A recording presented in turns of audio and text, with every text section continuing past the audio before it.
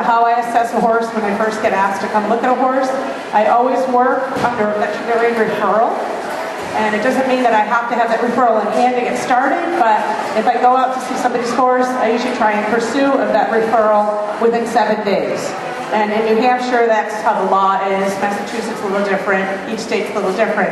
But that's how I work. So I always encourage that when you have an injured animal, an injured horse, that you always start with a vet lameness evaluation. Because the vet is really our first clinician that should be on the scene to either rule in or rule out what problems are going on and to come up with the best working diagnosis.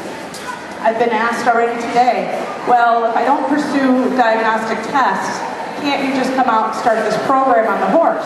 Or can't I, as a horse owner, start this program? And sure, you can do that, but the problem is that you might be spending a lot of time and energy, especially if you're paying me and maybe your massage therapist and your acupuncturist and your chiropractor to all be working on this horse.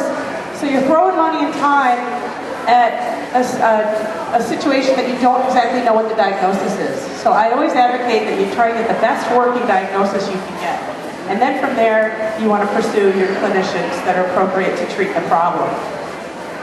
Also, one other point, I've been asked if insurance works for physical therapy, and yes, I've treated several horses that are insured, and I can do payment through insurance if you have your horse insured. And that being said, I encourage you, if you can afford insurance on your horse, to consider it.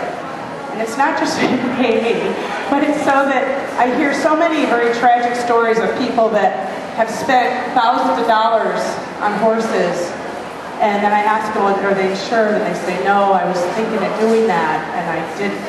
And so I just think we know that they're fairly fragile animals. If you look at $400 for insurance a year versus a $14,000 vet bill after you've been in a clinic for 10 days, it's worth the $400 if you can do it. But that being said, not everybody can. You just do what you can do.